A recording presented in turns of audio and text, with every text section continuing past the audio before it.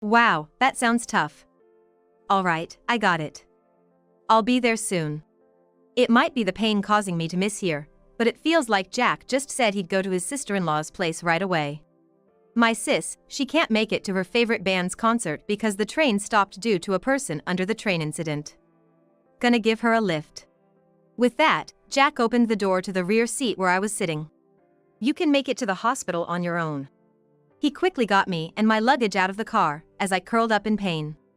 You should be able to get an ambulance with your condition. Listen, call 911 right away and get help. If anything happens to our future kid, I won't forgive you. Leaving those words behind, he drove off. Please, help me. The number you have dialed is currently not in use. Please check the number and dial again. The number you have dialed is currently.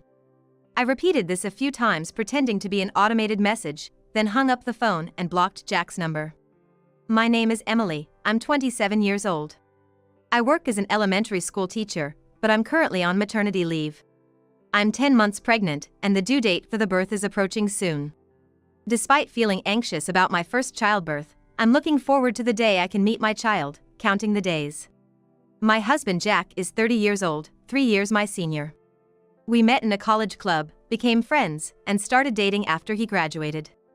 Then, 2 years ago we got married, and now we are blessed with our first child on the way. When we reported the pregnancy to both sets of parents, they were thrilled and told me to take care of myself, but there was one person who responded disinterestedly.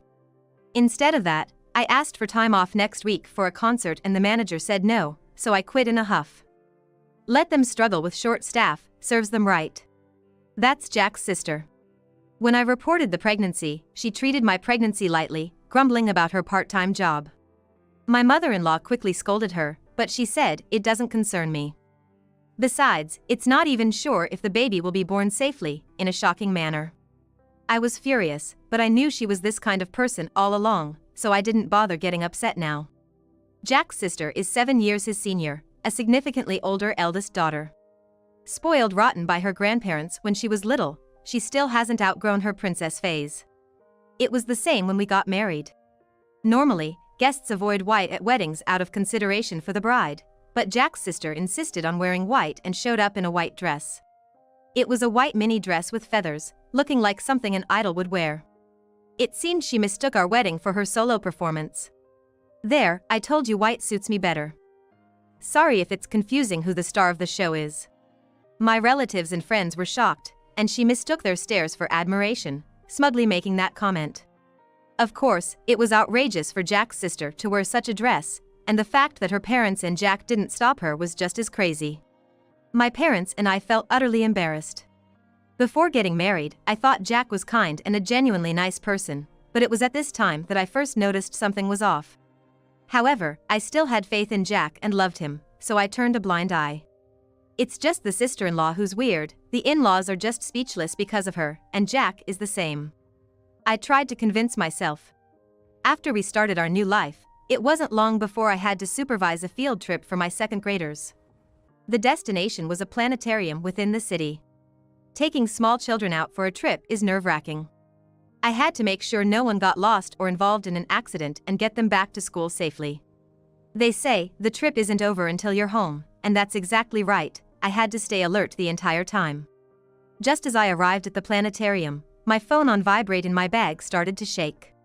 When I checked, there was a call from a number I didn't recognize. I generally don't pick up calls from numbers I don't know. So I ignored it, but the calls kept coming persistently, and thinking it would disrupt the planetarium show, I turned off the phone. After the show, it was time for the kids to have a look at the indoor exhibits. Since the museum staff would take over from here, it was a bit of a breather for us teachers. I sat down on a sofa in the lounge area with another teacher and took a break with a cup of coffee from the vending machine. When I turned my phone back on, I couldn't believe the number of missed calls. The unknown number had changed to Jack's halfway through. Could it be that something happened to one of the in-laws? I excused myself to my colleague and rushed to a quieter spot to make the call. You're late. What have you been doing? I was greeted with a shout. I had made it clear that today was a field trip day. I explained that I had turned off the phone so as not to disturb the show. Why didn't you just leave it on vibrate? Why turn it off? Well, whatever. You're at the forest park, right? The science museum with the planetarium is located in a municipal forest park. It's a bit away from the city, so you can't get there without a bus or a car. There's a surprise live concert by Sis's second favorite idol at the outdoor theater, and they're selling autographed photos with today's date, limited in quantity. Go get her one. For a moment, I thought it was a joke. I was here on duty today, I couldn't leave my post for such an errand. The forest park is vast, and it would take at least 20 minutes to walk back and forth between the science museum and the outdoor theater. And today it was raining. Am I supposed to go buy a photo in the rain for my sister-in-law? I firmly refused and reiterated to Jack that I was working. I'm disappointed, you're such a cold-hearted person. That's not like you, right? Emily, you're supposed to be kind-hearted, please, go get it for me. Jack tried to guilt-trip and flatter me into going, but I was at work and couldn't accept, no matter what was said. Fine, forget it. I'm let down. Jack yelled those words and hung up the phone. I felt a chill in my heart. Never did I imagine Jack would ask for something so unreasonable. It left me feeling unpleasant and sad. But I managed to suppress my feelings and finish the field trip. When I got home, Jack wasn't there, but there was a message on my phone saying he was waiting at his parents' house. With a heavy heart, I walked the 15 minutes to my in-laws' place. There were the in-laws, Jack, and my sister-in-law. Apologize to your sister, was the first thing said. My sister-in-law had learned about the surprise concert while she was working, rushed out from her job to the outdoor theater, but by the time she got there, the limited edition autographed photos were sold out. Poor thing, she's been crying her eyes out, said Jack while rubbing his sister's back, making a face as if it was such a pitiful situation. When I looked to the in-laws to see what they were doing, both had sorry looks on their faces, but that was it. There didn't seem to be any thoughts of how to deal with their unreasonable daughter and son. After sniffing for a while, my sister-in-law wiped her face with a crumpled idol merch towel, smiled brightly, and said, "It's okay now. But instead, buy this for me." She thrust her phone at me. It was the screen of a flea market app. "Hey, if you buy that for her, she'll forgive you for today." Lucky you. Jack pointed with a smile, and there in the spot he indicated was a photo that seemed to be a limited edition print from today's event. $300. I couldn't believe that the print, which was originally sold for $5, now had such a price tag on it. It's a steal, right? Just for that, you get forgiveness from Sis. Just? $300 is just? For a mere piece of paper? My sister-in-law was looking at me with hopeful eyes full of expectation. Her right hand was offering a smartphone, and with her left hand she was making a cute pose, pressing it to her lips as if to maximize her charm. Jack was gazing at his sister-in-law's profile with an affectionate look. My in-laws, just like before, gave me an apologetic look, but it seemed they weren't planning on doing anything more than that. I had no intention of playing along with this charade. But I realized that if I didn't make my stance clear right then, I'd be manipulated forever. So I decided to give in to my sister-in-law's demands this time. "All right, I'll buy it for you." My sister-in-law's face lit up like a sunrise, and she clapped her hands together like a child. "But don't think this is an apology. This is the first and last time. I won't lift a finger for you after this. This is a declaration of my resolve." In front of a surprised Jack and sister-in-law, and in-laws who looked troubled as they glanced at each other, I won the $300 print. Then I left my in-laws' house without a word and went home alone. For a while after that day, Jack didn't come back from his parents' house, but one day he returned as if nothing had happened, as though the heat had died down. I accepted it silently. I had no intention of asking what my sister-in-law did with that print, nor did I want any further involvement. If anything more was said or done, I was prepared to end the marriage right there. Perhaps Jack sensed my resolve because he never brought up his sister again.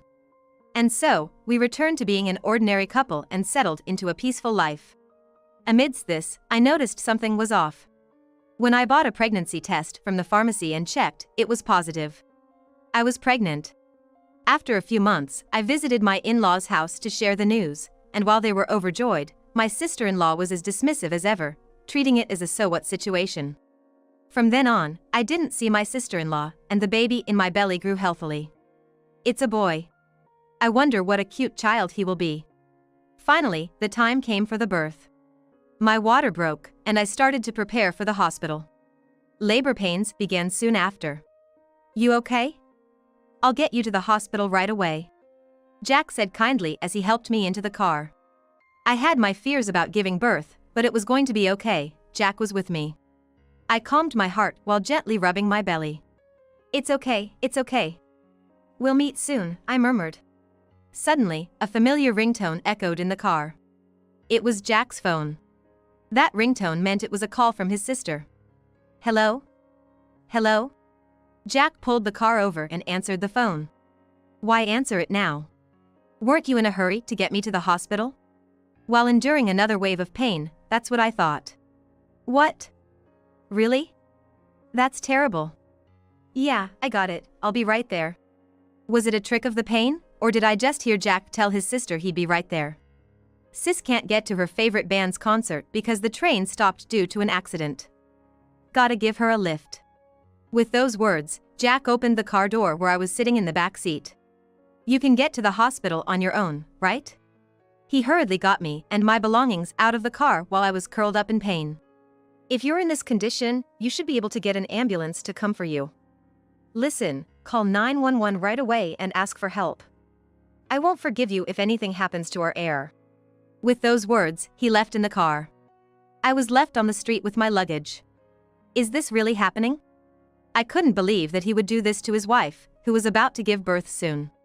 I didn't even feel angry anymore. I just started laughing out loud. It was a good thing no pedestrians were around, as I laughed louder than I thought I would. Although my mind was surprisingly calm, my body wouldn't stop laughing. Hello, I need an ambulance. Yes. The location is. I looked at a nearby building and gave them a general idea of where I was. I rode alone in the ambulance that came for me to the hospital for childbirth. The hospital took me in right away and started the preparations for delivery immediately. I called my parents and explained to them what had happened today in a matter-of-fact tone. My parents were speechless and said they would come right away. When I was left behind, I felt I could handle anything alone, but knowing someone was coming for me was reassuring. Waves of pain came and went. The nurses and midwives came to check on me, saying everything was going well. About an hour after arriving at the hospital, my smartphone rang. The contractions had just eased up, so I picked it up and saw the name of the last person I wanted to see. It was Jack. I let it sit in my hand for a while, but after he kept leaving voicemails and calling back repeatedly, I decided to answer. Not because I was concerned about Jack, but because it was just too annoying. As I pressed the call button, Jack's voice came through. Hello, Emily. Oh, thank goodness, you picked up. Jack's voice sounded deeply relieved. Maybe he was worried about his wife and unborn child he had left behind. But that thought was quickly proven wrong. Please, I need your help. I thought it was nonsensical. What did he expect his wife, about to give birth at any moment, to help with? Actually, there was a bit of an accident at the rest stop. The number you have dialed is not in service. Please check the number and dial again. The number you have. I repeated this a couple of times, pretending to be an automated message, then hung up and blocked Jack's number. I safely gave birth to a boy. It was surprisingly easy. Perhaps the shock of the whole ordeal had done something to my pain receptors. It went so fast that even the hospital staff were amazed, saying it's unusual for a first-time mom. Anyway, easier is always better. I felt bliss looking at my sleeping son. He was born so quickly that my parents, who had rushed from far away, couldn't make it in time for the birth. They looked apologetic, but they were more relieved that my son and I were safe, and they smiled beautifully. I was glad to see their smiling faces. I didn't inform the in-laws. If Jack wants to tell them, he can do it himself. Even if they did come, I had no intention of letting them see my son. This child is mine alone, with no ties to my husband's family. I had informed the hospital that I didn't want to see anyone from the visit. Except for my parents. Perhaps because I asked them to turn away anyone else without notifying me, I never had to encounter anyone from my husband's family during my stay. I finished a 5-day hospital stay and went straight home with my parents. When I got home, I immediately asked a lawyer to start divorce proceedings.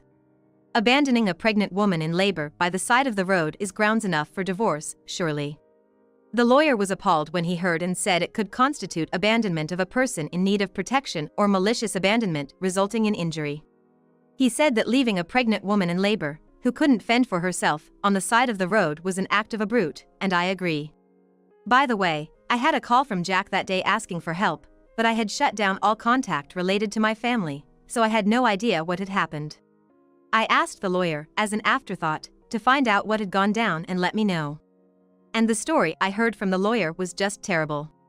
After abandoning me, Jack went to pick up his sister, and apparently stopped at a rest area on the freeway. It would have been about a 90-minute trip to the concert venue, combining train and bus rides. His sister, planning to buy merchandise and take photos, had left the house with plenty of time to spare and wanted to have a meal on the way.